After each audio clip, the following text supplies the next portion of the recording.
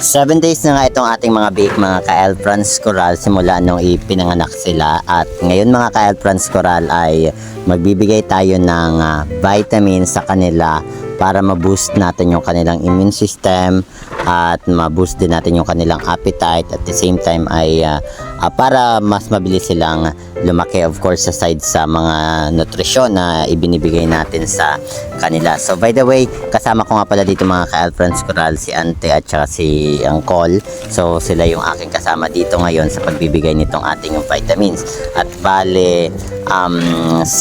na biik itong ating bibigyan ng vitamins dahil 8 lang itong anak ng ating inahing baboy, naipit pa yung isa, so kaya 7 na lang yung ating bibigyan. At bale 0.25 ml lang na vitamins yan ang aking ibinigay sa kanila mga ka-Elfrance Coral, dahil nga ibang klaseng vitamins yung aking